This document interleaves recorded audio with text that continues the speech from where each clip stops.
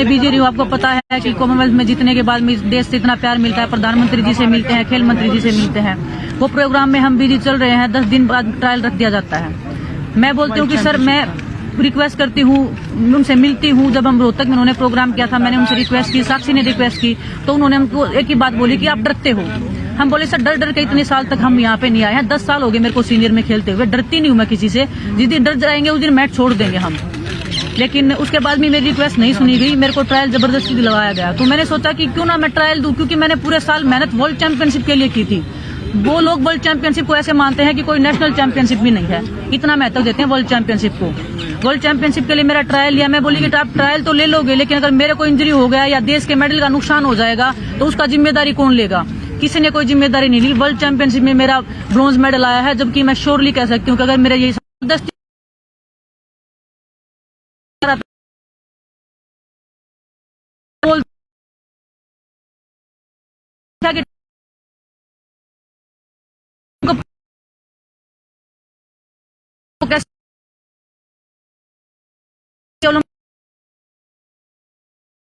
बदल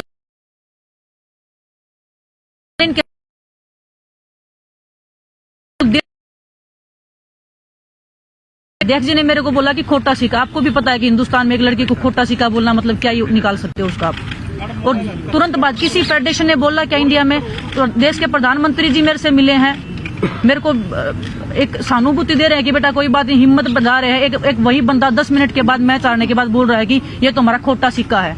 मेरी फैमिली को कैसा लगा होगा? मैं किस दौर से गुजरी थी उस टाइम पे। फेडरेशन ने मेरे को कितना मेंटल टॉर्चर किया था, मैं किसको बताऊं। जब मैंने वो आर्टिकल लिखा था, काफी लोगों ने बोला कि ये एक कवर अप करने के लिए। कवर अप नहीं था वो एक रियल स्टोरी थी एक एथलीट की, और हर एक एथलीट को पता है कि हम किस दौर से गुजर रहे हैं। इतना मेंटल टॉर्चर हुई थी कि मैं मरने तक की स्टेज तक चली गई थी। मैं हर दिन खुदकुशी करने की सोच रही थी। क्या मैं अगर मेरे को कुछ हो जाता, मेरी फैमिली क्या करती, मतलब मेरे बाद कौन जिम्मेदारी लेता इस चीज की? और मैं आज भी बोल रही हूँ, अगर किसी भी खिलाड़ी को कुछ भी होगा रेसलिंग में, तो प्रेसिडेंट, देश जो हमारे रेसलिंग प्रेसिडेंट है वो जिम्मेदार रहेंगे, हमारी फेडरेशन जिम्मेदार उस चीज की। हम इतना मेंटल टॉर्चर है। बजरंग मेरे को बोलते हैं कि मेंटली वीक है। मैं मेंटली वीक नहीं हूँ, मैं 10 सालों से मैं सीनियर में खेल रही हूँ। उसके बाद भी मेरे को बोल दिया जाता है कि हाँ चलो इसका तो मेंटल स्टेटस ठीक नहीं है। इसको तो बहुत गुस्सा आता है। मेरे को गुस्सा नहीं आता। मेरी फैमिली से पूछो, जब मेरा जिस रेसलिंग को मैं 5 साल से जब 5 साल की थी मैं, तब से मैं लड़ रही हूँ। उस रेसलिंग को मैं जीतती हूँ हर दिन। अगर वो रेसलिंग में से कोई छीनने की कोशिश करता है, मेरे को गुस्सा उस टाइम पे आता है। मेरी इतनी इमेज मतलब गलत पोर्ट्रेट कर दी गई है मीडिया में। फेडरेशन हमारे बारे में इतना नेगेटिव निकलवाती है मीडिया में। हम एथलीट पे कितना मेंटली मतलब इफेक्ट करता होगा उस चीज का। क्या किसी भी फेडरेशन ने इस चीज का कभी रिस्पॉन्सिबिलिटी लिया कि हम एथलीट का मेंटल स्टेटस हम जाने कि क्या है, क्या नहीं है, किस लेवल का है?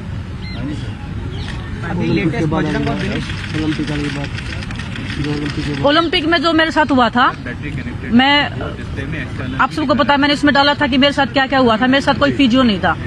क्या उस टाइम पे हम 4 महिला खिलाड़ियों के साथ में फिजियो जाना जरूरी था, या अध्यक्ष जी का जाना ओलंपिक विलेज में जरूरी था? उनके साथ में जो हमारी विनोद जी सेक्रेटरी हैं उनका जाना जरूरी था, या मेरे साथ, या मेरी जो महिला जो 4 लड़कियां थी उनके साथ में कोई महिला फिजियो का होना जरूरी था? क्या किसी ने उनसे सवाल किया इस बारे में? मुझे दोषी ठहरा दिया गया। जब मैं वेट कम कर रही थी 2 दिन तक, कोई मुझे संभालने वाला नहीं था। मेरे मुंह में पानी की बूंद नहीं थी 2 दिन तक। ये लड़कियां हम आपस में रो रहे हैं कि ये मेरे को बोले कि दीदी क्या करें। मैं बोलूं बेटा मैं क्या करूं? ये लड़कियां जूनियर है, ये हमसे जवाब मांगते हैं कि दीदी क्या चल रहा है, ये आप लोग इतने सालों से कैसे सर्वाइव करें? और बेटा सिस्टम के साथ में क्या लड़ाई करें? हिम्मत कहाँ से लाए? आज ये हिम्मत मिली है तो यहाँ आए हैं। और हिम्मत ये हमारे जूनियर खिलाड़ी हैं जो हमारे साथ खड़े हैं। और हम भीड़ इसलिए इकट्ठा नहीं करना चाह रहे क्योंकि हम शांति से हम प्रदर्शन करना चाह रहे हैं। नहीं तो देश के सभी पहलवान जो रेसलिंग में जुड़े हुए हैं वो सभी हमारे साथ हैं। और ऐसी चीज नहीं है कि हम या 20-30 आदमी आए हैं तो सिर्फ इसलिए। हम बस शांतिपूर्वक इसका समाधान चाह रहे हैं। बजरंग जी, डिमांड क्या है आप लोगों की? और आप लोगों की सीधी बातचीत और पहुंच प्रधानमंत्री तक है, फिर आप लोगों को प्रदर्शन पर क्यों बैठना पड़ रहा है? आपकी बात पहुंच क्यों नहीं रही ऊपर? देखिए, हम चाह रहे हैं कि भाई जो फेडरेशन है उसका बदलाव हो। और प्रधानमंत्री जी ने हमेशा खिलाड़ियों का सपोर्ट किया है और हमें उम्मीद है कि अब भी वो हमारा सपोर्ट करेंगे और ये समाधान प्रधानमंत्री जी और गृह मंत्री जी जरूर करेंगे। बजरंग, आप एक वीडियो के बारे में आप बोल लोगों रहे ने थे उनसे जिसमें वो समय गाली मांगा है भैया मिलने के लिए? एक बजरंग, आप एक वीडियो के बारे में बोल रहे थे जिसमें नेताजी गाली गलौज कर रहे थे, जो आप बोल रहे हैं कि हाँ जी वो- भाई। उसके बारे में विस्तार से था कि वो कब की घटना है, कब गाली गलौज वो हुआ? अभी उधर की है, रांची की है, और पिछले नेशनल था और कोई खिलाड़ी था, वो उसमें शायद हरियाणा का ही खिलाड़ी हो कोई, तो उसको बोला था उन्होंने कि हरियाणा ने आज तक कोई नेशनल करवाया है, तो उसमें ऐसा अभद्र शब्द प्रयोग किया गया था जो मैं आप लोगों के सामने नहीं बता सकता, क्योंकि हमारे साथ महिला खिलाड़ी भी है और जो शोषण हमारे जो कुश्ती के साथ हो रहा है तो वो बहुत गलत हो रहा है। विनेश, आपने जो मेंटल टॉर्चर की बात की, आपने बहुत बड़ी बात भी बोली कि आप सुसाइड के बारे में भी सोच रही थी, तो कहीं ना कहीं इतना वक्त क्यों लगा आपको बाहर आके बोलने के लिए, या आज ऐसा क्या हुआ कि आप लोगों को लगा बस अब और नहीं, अब हमें बोलना है? देखिए, आप सबको पता है, बहुत सारे जर्नलिस्ट जो स्पोर्ट्स को कवर करते हैं उनको पता है कि कितने पावरफुल वो हैं, कितने बार के वो एमपी हैं, पैसा उनके पास है, पावर में वो बैठे हैं, पावर पोजीशन पे बैठे हैं। तो हम एथलीट को मतलब यही कि वो पहली बात तो हमारे पास धमकी आती है छोटी छोटी चीजों के लिए कि आपको जान से मरवा देंगे, जान से बढ़ के तो ये कुछ दम देता है? विनेश कौन देता है? ये उनके जो खास लोग हैं उनके फोन पे नाम जब लीजिए। मतलब फेडरेशन मैं नाम जब जरूरत होगी मैं नाम लूंगी, मैं ऐसे ओपन में नाम लूंगी तो मेरे लिए भी एक लीगली मेरे लिए भी वो हो जाएगा, लेकिन हाँ जब जरूरत होगी मैं नाम भी लूंगी। टोक्यो ओलंपिक्स के बाद में फेडरेशन के ही खास बंदे हैं। टोक्यो ओलंपिक्स के बाद में मेरे पास जब मैं प्रधानमंत्री जी से मिली, मैंने शिकायत किया, प्रधानमंत्री जी ने मेरा सपोर्ट किया, मेरे को 2 साल के लिए बैन कर रहे थे इनडिसिप्लिन में, जबकि मेरा कोई गलती नहीं था। अगर मेरा गलती था, मैंने सिंगलेट पहना था, वो भी क्या उस सिंगलेट पे विनेश नहीं लिखा था? क्या उस सिंगलेट पे तिरंगा नहीं था? क्या उस सिंगलेट पे इंडिया नहीं लिखा था? इतना जो हमारा किट होता है वो इतना जीरो क्वालिटी का होता है कि हम उसको पहन के कंफर्टेबली फील नहीं करते, तो मैट पे क्या ही रेसलिंग करेंगे। और मेंटल कितना वो होता है कि हम अगर अच्छे से कॉस्ट्यूम नहीं पहन रहे, हमारी फैमिली देख रही है अच्छे से किट नहीं पहन रहे हैं, तो मैंने सिर्फ वो सोच के कि ओलंपिक्स में आई हूँ, मेरे माइंड में 1 भी % कहीं पे ये नहीं होना चाहिए कि ये हो रहा है, सिर्फ मेरा रेसलिंग पे फोकस होना चाहिए, इस करके मैंने वो कॉस्ट्यूम पहना था। विनेश, डेथ थ्रेट के बारे में आपने पीएम को बताया था? जी, मैंने सब बता रखा है, सर ने बात की थी, उन्होंने बोला था कि कुछ नहीं होगा, और भगवान की दया से मैं ठीक हूँ, क्योंकि मेरे को तो यकीन भी नहीं था कि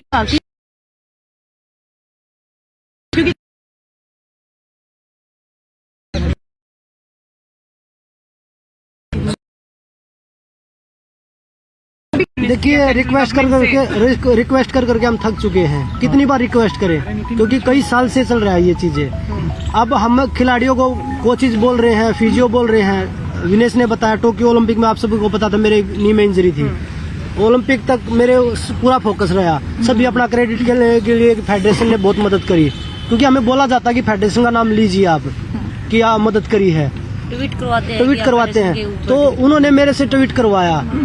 टोक्यो ओलंपिक के आने के बाद किसी ने पूछा? 6 महीने तक मैंने खुद ट्रेनिंग करी, खुद रिहैब किया, लेकिन किसी ने नहीं पूछा कि आप कैसे कर रहे हो, डिमांड क्या है? और वही बता रहा हूँ, अभी कोचेज के लिए बोल रहे हैं, फिजियो के लिए बोल रहे हैं। उन्होंने क्या बोला कि भाई इंडिया में कोई फॉरेनर कोच नहीं आएगा। चलो अच्छी बात है, हमारे कोचेज कमजोर नहीं है, नहीं आएगा, पर अपनी खुद ही पर्सनल एकेडमी में वो फॉरेनर कोच लेके आ रहे हैं, जब हमारे इंडिया में कोच नहीं है। जो पर्सनल चाहिए होता है उनको वो बोला हमारे इंडिया में बेहतर कोच है। डिमांड बताइए बजरंग। डिमांड यही है कि खिलाड़ी पे बैठे हैं आज। देखिए, ये हमारे साथ हो रहा है, जो कई साल से रिजल्ट दे रहे हैं। हम 2013 से मैं सीनियर कैंप में हूँ, 2012 में आया था मैं, तब से रिजल्ट दे रहा हूँ, और विनय सर भी तब से हैं। तो आज तक हमने कोई ऐसा टूर्नामेंट नहीं किया हमने देश के लिए मेडल ना जीता हो। हमारी डिमांड जो है, हम वो उनको ये नहीं बोल रहे कि हमारा घर बना के दीजिए आप, या हमारे को अच्छी अच्छी गाड़ियाँ दीजिए। जो रेसलिंग के रिलेटेड होती है वही चीजें हम उनसे मांगते हैं, वो हमारी पूरी नहीं हो जैसे पाती। कि हैं जो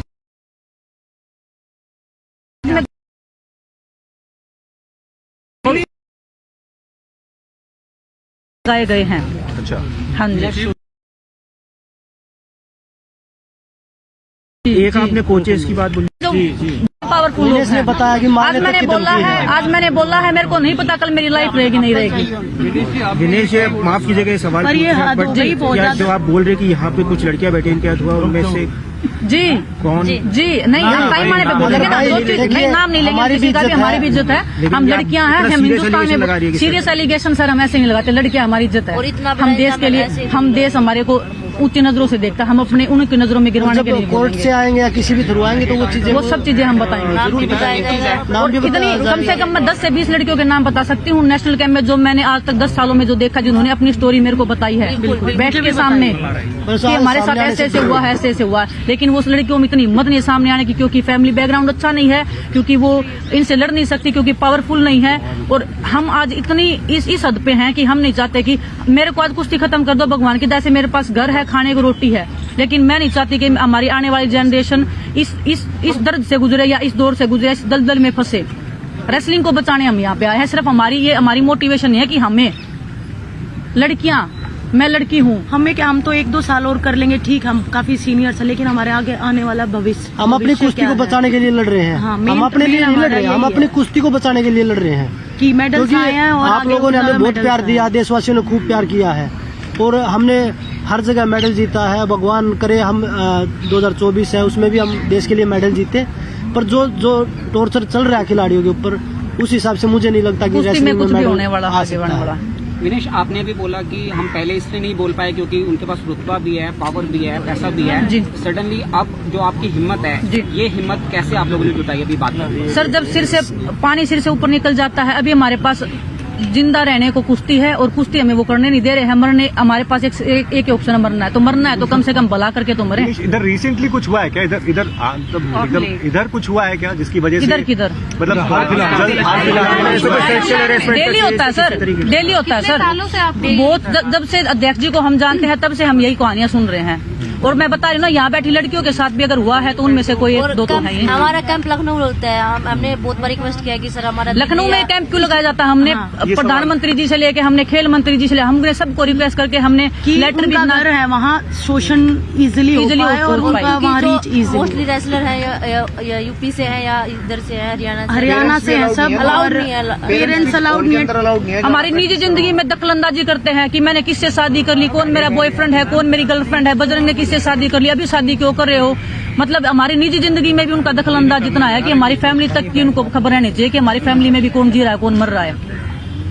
अब कब तक आप लोग प्रोटेस्ट पे हैं? आगे जब तक उनको नहीं हटाया जाएगा बिल्कुल, और हम ये कुश्ती का भविष्य है, ये सुरक्षित हाथों में नहीं जाएगा, तब तक हम यहीं हैं, चाहे हमें मरना पड़ जाए, जीना पड़ जाए। बैठे रहेंगे जंतर जी, मंतर ना ही जी, कंपटीशन लड़ेंगे कोई। क्या ये कोई कंटिन्यू आप नहीं लोग का लड़ेगा। ये धरना कंटिन्यू ये रहेगा? साल बहुत जी। इम्पोर्टेंट है बजरंग भाई। जब तक भाई कार्रवाई नहीं होती देखिए, तो क्या कम्प्लीटली बिल्कुल भाई, हम कोई भी टूर्नामेंट नहीं खेलेंगे, चाहे, क्योंकि हम अपनी कुश्ती का भविष्य अंधकार में नहीं डाल सकते। अगर हमने आवाज उठाई है तो हम अपनी कुश्ती को दोबारा से जिंदा करवा के ही छोड़ेंगे, चाहे उसके लिए हमें कुछ नहीं करना पड़े। जब तक W5 प्रेसिडेंट को नहीं हटाया जाता है, आप में से कोई भी किसी भी कंपटीशन में पार्ट नहीं लेगा। कोई बात नहीं, यहाँ धरने पे बैठे रहेंगे। यहीं आप रहेंगे। बताइए ना, जो बंदा इतने सब अगर कर्म कर रहा है, इतने अच्छे कर्म जो कर रहा है, उसको अध्यक्ष पद पे रहने का एक है क्या अधिकार है?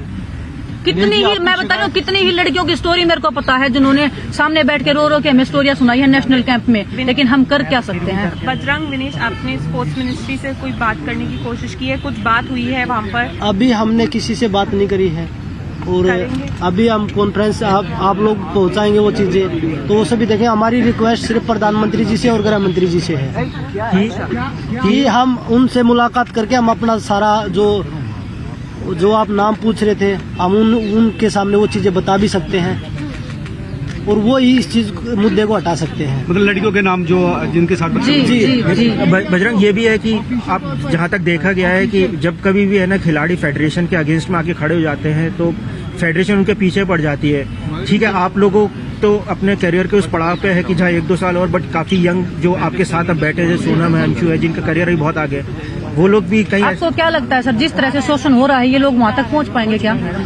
मैं फेडरेशन करियर खत्म करने पे आ जाती है। मेरा तो अभी तक ओलंपिक्स में मेडल नहीं आया है, मैं 2024 की तैयारी करी हूँ। मैं कोई बहुत ज्यादा सीनियर या मेरी ओवर एज नहीं हुई है, लेकिन मैं फिर भी यहाँ आई हूँ ओलंपिक्स के लिए। मैं जी रही मर रही हूँ। अगर मेरा मेडल नहीं आया ना तो शायद मैं ये भी सोचूं कि मैं मर भी जाऊँ उस मेडल के लिए। कोई ये भी बोल रहा है मरने के बाद वो मेडल मिलेगा, वो मरने को भी तैयार उस मेडल के लिए। वो बंदा मेरे को हर दिन मेंटली टॉर्चर कर रहा है, हर दिन, हर एक चीज के लिए।